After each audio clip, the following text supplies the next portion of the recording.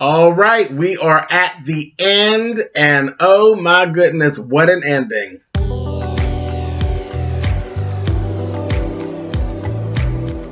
And I'm like, come on through, Cookie. I want up on my soapbox. That's basically it. Let's talk about drag in all its forms.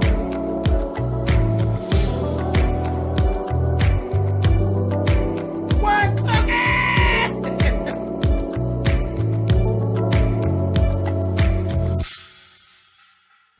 Hey guys, thanks so much for clicking on the video. This is my review for Greenleaf. This is the season finale. My goodness. We started right off with Lady Mae, and she was actually sitting with her grandgirls, and she had these, well, the first thing you saw her going through some things in the box, which kind of set the tone of what was actually going to go on.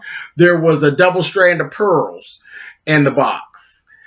She had the strand of pearls separated into two, and so two separates, and had new class put on to give Sophia one and Zora one. They were really, really pretty. Then there was this deed that she had in her hand, and then there was actually this news clipping about when Mac actually became Man of the Year. I was like, okay, so this was telling me right away this is going to set the tone for what's kind of get ready to go on. I figure it's going to get a little deep, and it's going to probably really involve everybody generationally in it, and it really did. It really did. So she gave the girls the pearls. There was this beep outside, and I was like, I knew that was going to drive Lady Mae crazy, because she was telling the girls how much she loved them, and what they were, how their worth, and how proud of them that she was, and all of that. Well, it was that Isaiah outside beeping for Zora, and Lady Mae was like, "What kind of shit?" And Sophia was like, "Well, Grandma, I can't say that I'm in love with her boyfriend. I'm not." She told Sophia, "Listen, everybody learns in their own time. Nothing that you could say is going to change anything. She'll get it. She'll get it." And I was like, okay, cool. But I love the fact that Sophia did come up and say a little something, because again, as parents, we're always taking it all in. So I said, okay, so it's putting something there and it'll be in her head. And I was like, cool. I was cool with that. So next we got Lady Mae. She ends up contacting Mavis ended up calling her back, because we ain't heard from Mavis all season. Here, Mavis was talking about moving to Sweden and all of this, and this was the whole thing about that deed. She told her, she says, "It looks like, Mavis, your club." She's like, "What about my club?" And Mavis was real short with May. She really don't like her. She really doesn't care for her. But she told her, she said, "It looks like you still own it." And she said, "Oh, okay." So that was that. And I was like, wow. So Mac basically told Mavis some things, but really didn't. I don't think he was even able to really do what it was he was claiming to do. And I think he just pulled some strings. And once he was gone, them strings didn't really hold up to any damn thing. So I was like, okay, cool. And we're going to go back on that in a minute. Just hold on to that. Mavis said she'll meet with May. They would meet and they would talk. It's like, okay, cool. Next thing, baby, we see Lady Mae gets all dressed. Baby, she was dressed for that cotillion. She was clean, baby, in this midnight blue ball gown with all this beautiful midnight blue jewelry. Hair was giving you up. She was so done. I said, come on through, Lynn Whitfield. She was giving me every bit of a scene from Josephine Baker. If you all have never seen the Josephine Baker story with Lynn Whitfield playing Josephine Baker, you have done yourself a complete disservice. She played the hell out of Josephine Baker, and I think to date, of the things I've seen with Lynn Whitfield, is her best work. Next best thing,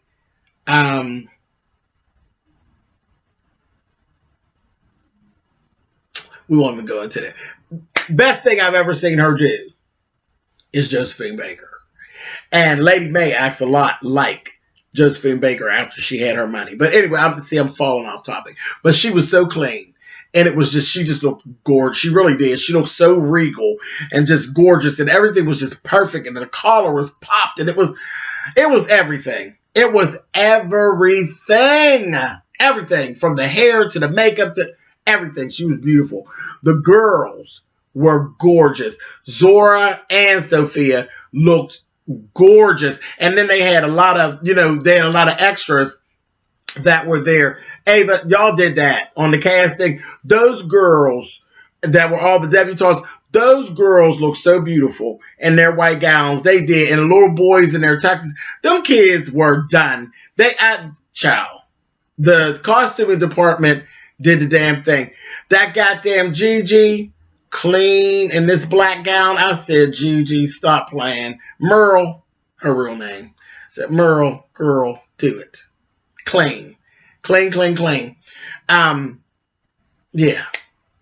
Clean. And I laughed at Carissa. Carissa looked like Carissa, but she was cleaned up. She was cleaned up, but she had like a muted color, and it looked real good with her little bald head and her. Everybody looked so nice. They really did. Like nobody was amiss. Even Bishop was just as sharp. I said, look at them. Everybody looked nice. Like they really did. Everybody. Darius. Everybody. Isaiah looked like he was playing dress up. He really did look like he was playing dress up. I was surprised because I thought he was going to have some type of fly, something to make him stand out, but he didn't. He just had a white tux. He looked cute, like he's playing dress up. But anyway, so they go ahead. She was getting dressed. She had gotten dressed for the cotillion. And who we see? Kevin. Now, we ain't seen Kevin. Kevin was looking good. I said, come on, Kevin. He looked very... Remember how Kevin was looking so downtrodden and so afraid and so withdrawn? Kevin then got comfortable with his gay baby, and he came up in there looking kind of sexy, and he come in there with his shit talking swerve going and told Lady Mae, they got into a little back and forth. He's like, where's Charity? She told him she's with, on the road singing and this, that, the other. Well, where's Nathan? She took him with her. Because that's what mothers do. This, that thing, the other. They had a little back and forth, baby. And he went backing down from Lady Mae. He was going back and forth with her. She told him, you can't just show back up here now all of a sudden you want to be a father. He told her, because he is my son. He apologized to her about how he left and how everything went down. She was like, you should be sorry. This, that, and the other. I was like, oh, Mae, cut that out. Because this is not your argument. This is Charity's argument. It's not your argument, Mae. You out of order. I understand your disappointment. I understand you're not feeling it for him and all that. But this is not your argument to have with Kevin. Kevin married Charity. Did not marry you. But she was giving it to him and told me he should be ashamed. Then she threatened him. You try to come back into his life. You wait and see how that happens. He told her, I don't care what you say, Lady Mae, he's my son and I have rights. Baby, she was given, well, we'll see how you do trying to get that all done. I'll let Charity know, I guess, that you came. I said, okay. And then told him, somebody pulled Kevin's car. He's leaving. I said, oh, she's throwing you out too? Baby, he gave her very much of this, honey. Picked up his phone, baby, and dialed out. And we see he called Aaron. I said, oh, come on, girl. Okay, y'all want to play games? He's calling his man, honey. I said, oh, he called Aaron and told him, I'm going to need your help. Yeah, it went just like I thought it would, basically. I said, oh. So basically, it's on. I said, oh, Kevin, you done came into being a gay real swift. Because, that's how we get down. Like, really, bitch? Well, come on with it. And that's what he was really giving. Let me call my man right quick. I said, oh, my. So I kind of like this new Kevin. I was kind of, because I was getting kind of sick of the way that they used to just run him over. Honey, the new little gay Kevin, honey, Miss Kevin is something, honey. I said, oh, all right, Kavana, let's go. A mess. So anyway, moving on. So while they're at the cotillion, there was this whole little thing with Lady Mae and Tasha Skanks had a couple little words. They was throwing little daggers at each other and giving, well, I'm really sorry about how all that turned out. She would say, well, it all turned out good, like it always does. They, being shady back and forth with each other. And you can see from the side, you see Rochelle kind of standing back there, Rochelle Cross, standing back there. So Lady Mae said what she had to say to Tasha, and then she stepped back. And then Rochelle stepped in between the two of them. And then I said, whoa, wait a minute. I said, is these two hoes teaming up? And sure did. The next thing you know, we see Rochelle roll up on the Bishop, baby, and she just put it all on out there and let him know, baby, listen, I've been playing these games with you, and I came to your church, and what I'm going to need for you to do is put it up in me. It is what it is. He's like, well, I'm a married man, and because she's trying to give him a dance and this, that, and the other, and basically led on to him and May was having some problems. She said, y'all have some problems, honey. I'm going to need you to put that up in me. And I could soothe your pain, honey. I said, oh, my. She just went right straight for Bishop. And then he wouldn't budge. And then we heard, this is the part that killed me. She told Tasha, that old man is not moving. I don't know. My brother said this was going to be easy, but this ain't going to be easy. Your brother? Basie Skanks is Rochelle Cross's brother. I said.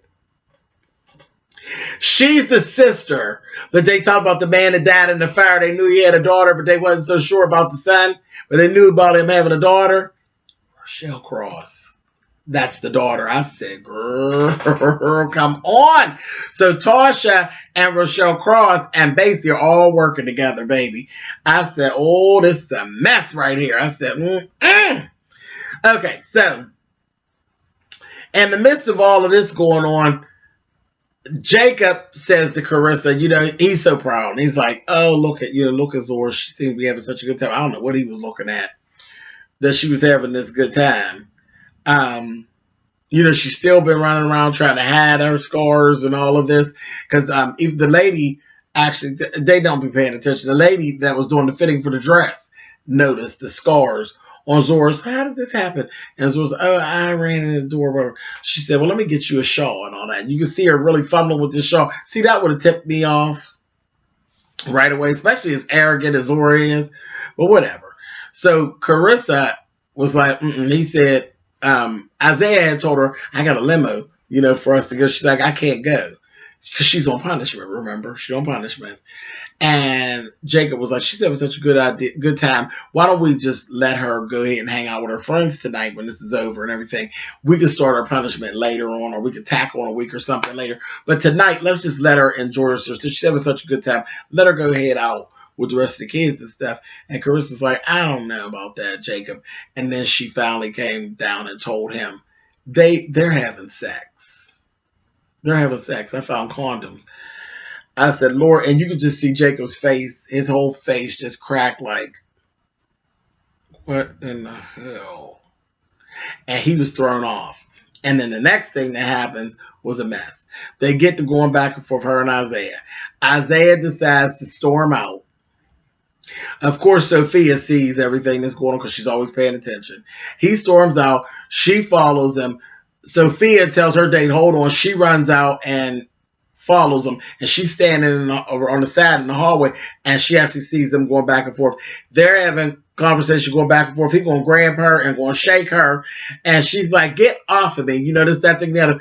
And then he did it, baby. He hauled off and smacked Zora. I said, oh, whoa, wait a minute. She was in the midst of saying something. She smacked her goddamn face. I said, oh, child. And Sophia was like, oh, I thought Sophia was going to go over there and give him. But she didn't because, she ain't about that life. Child, she ran, baby. She did the next best thing, baby. She ran over there to the table. She said, Uncle Jacob, I just seen Isaiah. He hit Zora in the face. I said, oh, shit. That goddamn Jacob went up there, and then you see Zora coming down. Isaiah coming behind her. He's like, baby, so. He said, hey, little boy, did you put your hands on my daughter? Child, they done turned the cotillion all the way out. Did you put your hands on my daughter? What? I don't know what you talking about. Sophia's like, no, he didn't do it. Sophia said that you put your hands on my daughter. I ain't did nothing. I ain't did nothing. She's like, I ain't did. Said something else. Next thing I know, Jacob said, pow, honey, and stretched him out in the middle of the floor. Stretched him out, honey. I said, just what you get, honey. Keep on hitting other people's daughters. Don't nobody play that mess. And of course, Zora was all mad, and she went running and locked herself in the bathroom, and everybody tried. They turned to Cotillion now, the Greenleaf setting. I said, I know them people was like, listen, didn't we not invite their asses, and they didn't come here and turn out our function? And they're telling Jacob, you can't be doing that. He's a kid. He said, I wouldn't give a shit. Praise the Lord. And then when Bishop went to say something, he gonna say, I know what you're gonna say, Daddy. I know. He gonna say, no, you don't. No, you don't. I would have did the same thing. I'd have knocked him out. I said, I'll see. And then May was the one she embarrassed about the look. Did nobody care? Punch him out again, Annie. So anyway, they're all trying to get in the bathroom. She won't let them in. She talks to Isaiah and whatever. And then eventually she came out and said she wanted to leave. And she ended up leaving. And that was that. Okay, so we'll get back to them in a minute. Let's talk about Jabari and Miss Charity. Miss Charity's over there because when we first started, something happened with Tamala Mann, and she couldn't make a date, and they had Leandria Johnson. Yes, Leandria Johnson. Singing soul. Singing soul. She was on there singing, and Charity was singing back of her, and you can see Jabari was hanging on her every word. I said, okay. And then, that Jabari, I ain't really been paying Jabari that much attention. But we're at dinner and they're talking. He said, I'm so proud of you, this, that, and the other. And they're going back and forth.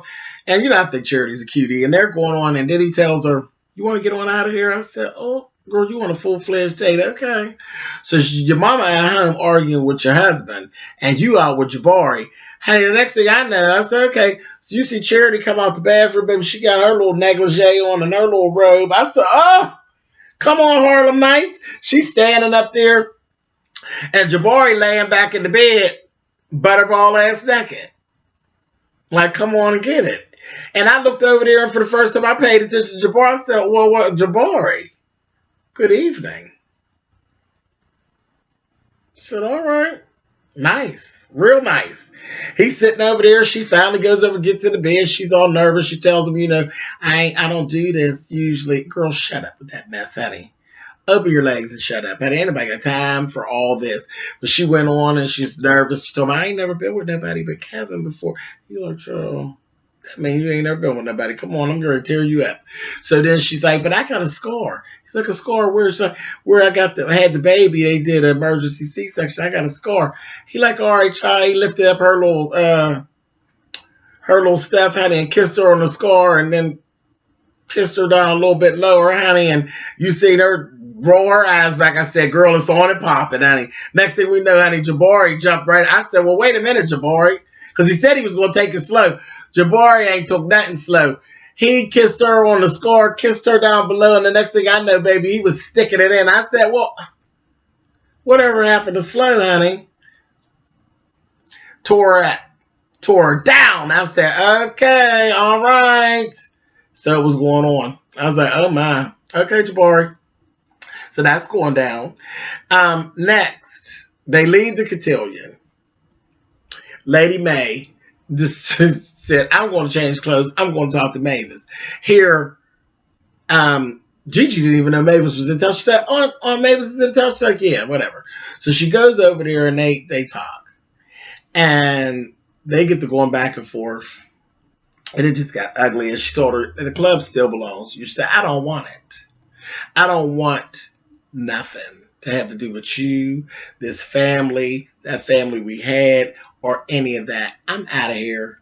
I don't want none of this life. I'm gone. I'm done. I'm done with you all. She said, take the club and give it to Gigi and let Gigi do whatever Gigi wants to do and give it to my niece. Other than that, I'm done. And honey, they got to go, and May was like really trying to, she told her, Daddy is dead. Mac is dead. And she's like, basically and I was waiting on her to get to the line of telling her we are literally all we have left, and they are all they have left. There's no mom no more, there's no dad no more, all the siblings are gone. They are all they have. And I understood where May is like, I don't really want to be in this world by myself. You're the only thing real that I actually have going on is Mavis. And I think she has really come to terms with how her life, she didn't want to hear it, but her life has all just been a facade. It really, from the marriage to all of it, everything is a damn mess. The only thing real is Mavis. That's my sister. No matter what else went on, that is my sister, and that's that, and that won't never change. All the rest of this mess, honey, Mavis told her, baby, you want to be a sister now? Girl, bye. I ain't got time for that. I don't have you to do. Period. So you got it all. You got your man that you wanted. You got your family that you wanted, your big house and your church and your all that. You were willing to stab, walk, and step on everybody and everything to get it. You got what you wanted. Now go on and be happy with it. Ain't nobody trying to do. And that's the thing. When you be dogging people and walking on people, they don't have to forgive you. They don't. They don't have to. When you get tired of being messy as hell, they don't have to forgive you. And if this was a good show of that. Mavis was, when I say she was not backing down from it, she's done with that whole shit. She's done with it. She ain't got you to do. So then they went back and forth and they got to about James, honey. And she said, I forgive you, Mavis. She said, you forgive me. You forgive me for what, honey? She says, that one night. James told me about that one night. And I forgive you. She laughed at her. She said, you forgive me? Okay. That's what she told her, that she was sorry for the things that she did. She said, you forgive me. She said, baby, one night, is that what he told you? One night? Honey, I can't even count the countless number of nights that I threw your man out of that bed, honey, and out of this apartment. One night? She said, honey, he didn't love you. It was always about the business. Honey, he married you because you were pretty and you were light-skinned and all of that. You were good for the business, but he never loved you. It was about the business. I said, oh, that's cool. She said, you shut up, Mavis. Girl,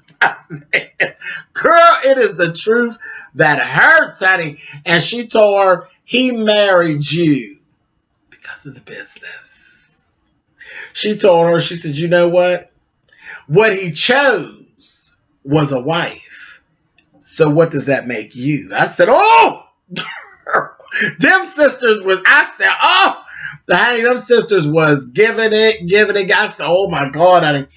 Next thing you know, we go and we see Jacob and Carissa waking up in the morning. They go in. He said, I'm going to go in here and talk to Zora and get everything straight. Baby, Zora is nowhere to be found. Left her cell phone and everything. Her and Isaiah, gone. They called his mother, and gone. Which it won't be hard to track them because Isaiah has money. So his parents will be able to track his credit cards and whatever because he's a star and be able to find him. But they left and Zora left. No way for them to trace her at all. So, of course, Carissa called and talked to Gigi. And Gigi's like, what the hell? And right in the midst of that, May is coming in the door. She been gone all night. She walks in. Soon as she see James, baby, she tells Bishop, I want you out of this house. Because they were already in separate bedrooms earlier. He told, I want you out of this house. You told me it was one time. You lied. And I'm done with it. And I'm done with you. I want you out of this house. He told her, well, it's probably for the best. And went on out the front door. I said, oh. Child, so the whole family is just in discord at this point. And when Gigi was like, Mama, she went to console her mother. And she was like, honey, make me some breakfast, honey. I'll have it in the green room, honey. I said, She's done. She is just, it wasn't no whole thing where she needed to be consoled. She's done. Like, you done embarrassed me? Oh, hell no. So, the very last thing that and like everything's in Discord. We don't know where Zora and Isaiah are. May and Bishop is on the outs. Mavis that said, to hell with you all, I'm moving to Sweden. Turn around. Last scene we saw, Bishop ran right on over there to Miss Michelle Cross's house, baby. And she was coming down, that bitch had this bad dress on, honey, little dress. And was like, come on in, Bishop. I said, oh, ran on right to her coochie, honey. I said, This was excellent. The finale was excellent. I can't wait to see what happens. But I done babbled on for 25 minutes. All right, y'all. So that's it. That's it for Greenleaf for now. Keep in for Queen Sugar. Queen Sugar get ready to start up again next week. And I'll see y'all there. All right, y'all. Later.